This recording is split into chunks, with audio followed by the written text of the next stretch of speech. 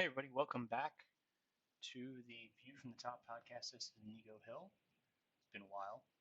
Um, Happy end of Afghanistan war day, I guess you can call it. I don't know, happy withdrawal day, happy defeat day, whatever. Um, that's a topic for another show. But I had this one all set up and square, so I figured we'll get this one out of the way first. I feel like I had to speak on this. As my friends tell me, when I start hammering on a subject that I just can't stop to the point of being obnoxious, uh, I should go do an episode. So, vaccine passports. Um, this is the hill to die on, no pun intended. And I live in an area very close to NYC, um, that dead, sunken island. Or at this point, I think we should just blow the bridges and leave it to its own to fend for itself. Um, tomorrow, I think they actually go into effect the vaccination mandate for all indoor activities, and the amazing support that this is getting is really what It's kind of a little bit of a black pill, um, to me. Now there is some white pilling going on at the same time. You know, I've seen a lot of videos. I follow a lot of people in France and Italy, and I see that where they have put these vaccine passports into play, the free market has come in and kind of taking care of business. People are just not complying. They're setting up restaurants outdoors, separate from the regular restaurants. They're punishing the restaurants by not going to them, and that sucks for the employees of those restaurants. But um, you know, desperate times call for desperate measures, and there's really nothing that else you can do. We're seeing, along with New York, you're seeing LA has declared that they're also going here, which is not surprising. Um, and there's talks that the U.S. I don't think this is going to happen, but the U.S. is following um, Canada down the road to proof of vaccination for any uh, flight anywhere in or out internationally or domestically. I just can't see that happening in America. We still have 50 states, and we're so divided that I just don't see Biden being able to pull that off. Also, with the Afghanistan fiasco he's going through right now, um, that might be a blessing in disguise, um, maybe distracting him from pushing more COVID on people, or it could be a smokescreen to push people to argue about that while COVID um, mandates continue. We'll see, but this needs to be fought. I'm to the point where if I know anybody that is supporting this, I've completely cut them off. This is not about the science or if you're pro-vaccination or anti-vaccination. This is just straight. Are you pro or against tyranny? I don't want to go through the banter again, but we know that the vaccinations don't stop you from spreading or getting COVID.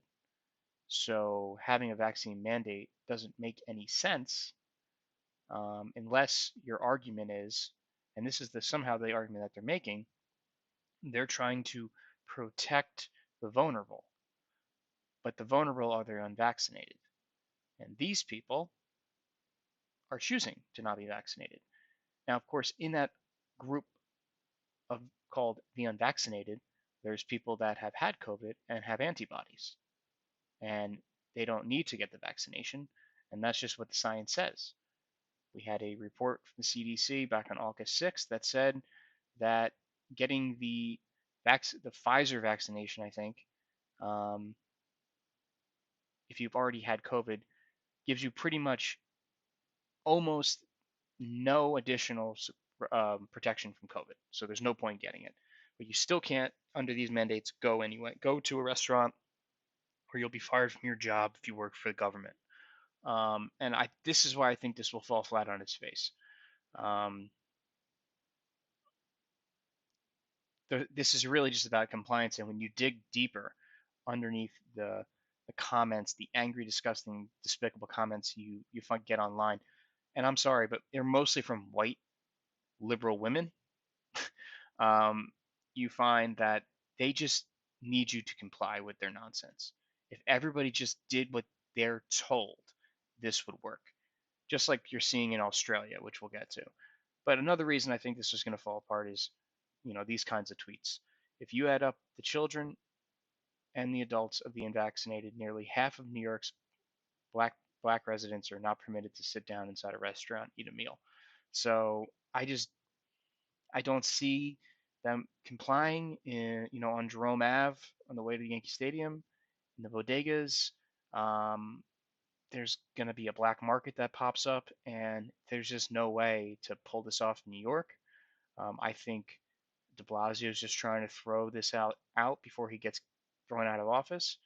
And then in LA, you don't have the mayor Carcetti getting kicked out. Whatever the hell his name, not Mayor Carcetti, whatever his name is. Doesn't matter what his name is. Um, but the governor Newsom, he's getting thrown out the door, hopefully. And if Larry Elder, who is running for governor in California, if you know who Larry Elder is, he's more of a boomer con conservative guy, but he's a smart guy and he's a conservative. And just based on tribalism alone, if he wins, I could see him doing away with most, if not all, of the COVID requirements and restrictions. And then we let the chips fall where they may, where you have California run by somebody who is denying COVID restrictions, and the cities underneath his control, in San Francisco, the liberal cities push back and double down on lockdowns and whatnot. And we watch the science take care of itself. I debate people all the time, and it's just clear as day that the masks, the lockdowns don't work. The virus is going to virus. But these people are in a cult. You're not in it.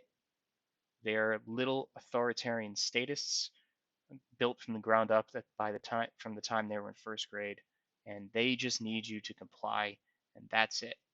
Um, in America, we do not talk about the elephant in the room, which is herd immunity, and uh, natural immunity.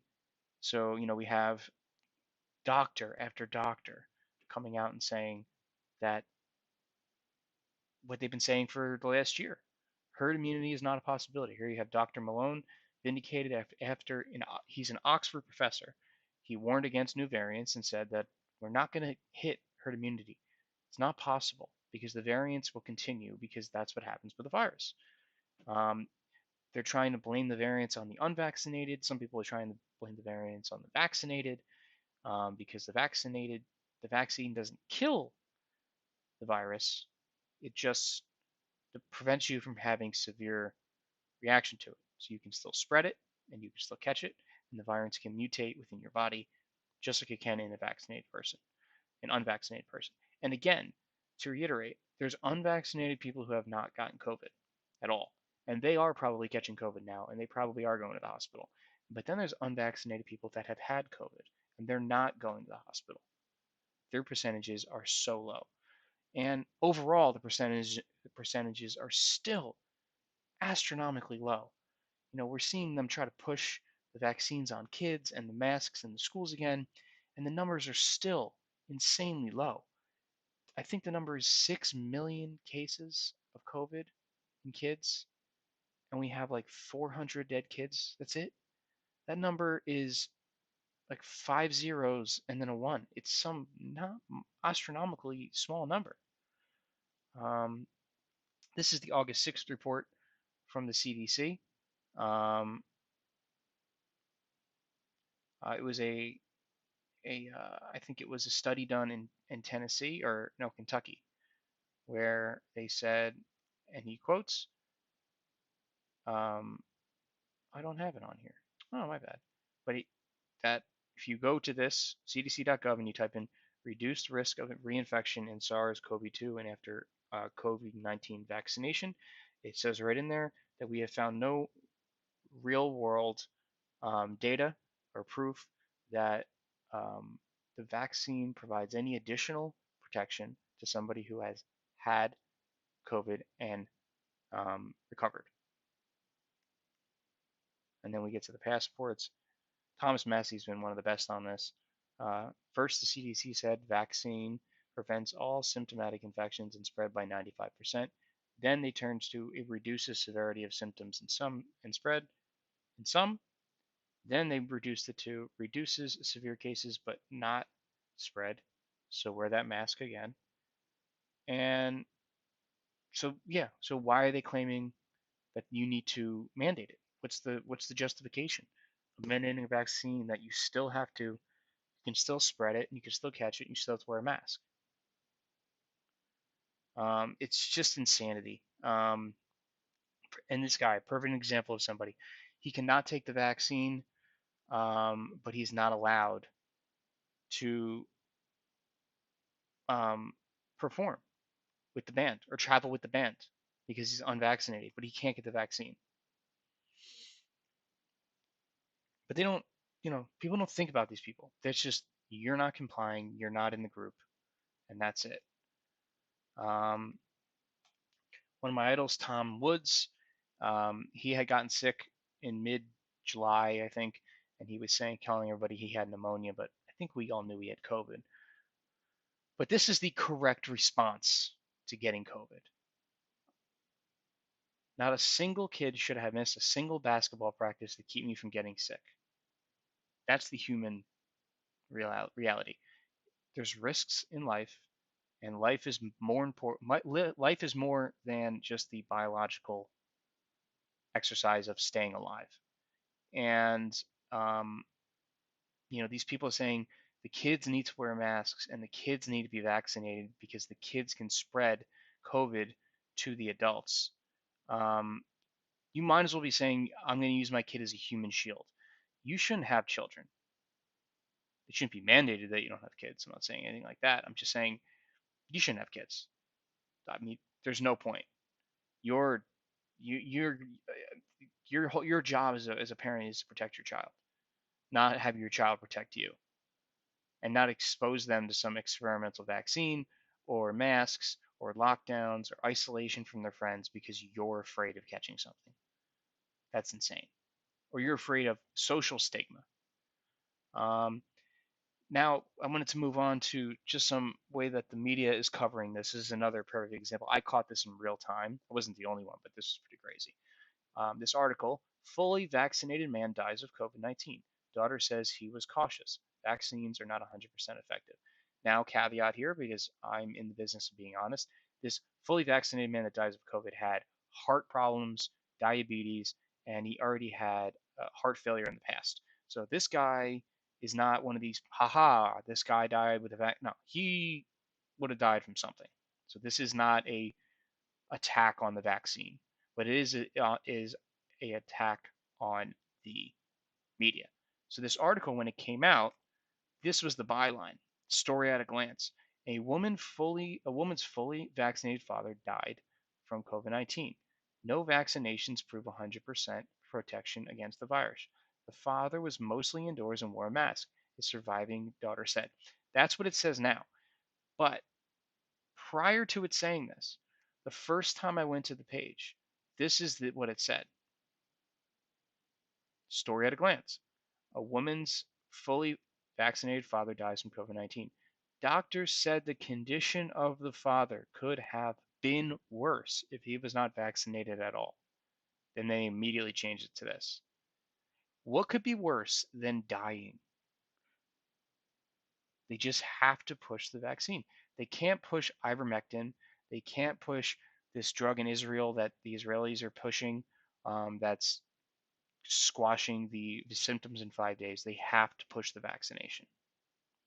And then we have Mr. Obama with his super spreader event that the media covers as if it's not a super spreader event because the people at that party were sophisticated vaccinated people. So as the great Glenn Greenwald does in the only way that he can, he puts them on notice. Left liberals spent a full year relentlessly COVID shaming anyone who went outside, unless for liberal protests or questioning Fauci. But now that their icons threw themselves an opulent indoor maskless party, they announced that only pettiness or jealousy would make you notice.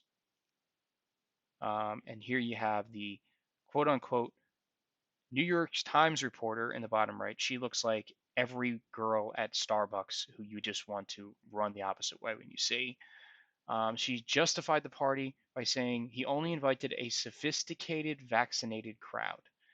And as Glenn says, it's emblematic of liberal discourse. These are the people that are personally my enemy. These are the liberal, know nothing, I don't know what to call them. They're sophisticated, cosmopolitan, compliant, bootlicking status who went to liberal arts colleges and think they are just better than everybody else.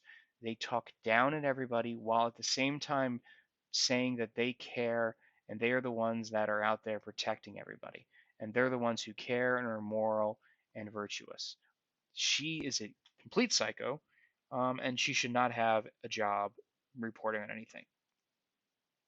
And another example, this demon boy from soy boy guy from Vox had these two tweets less than 12 hours apart. This is from last year with the opposite. This is Glenn Greenwald again with opposite COVID messaging based on who is sophisticated in his mind and who isn't.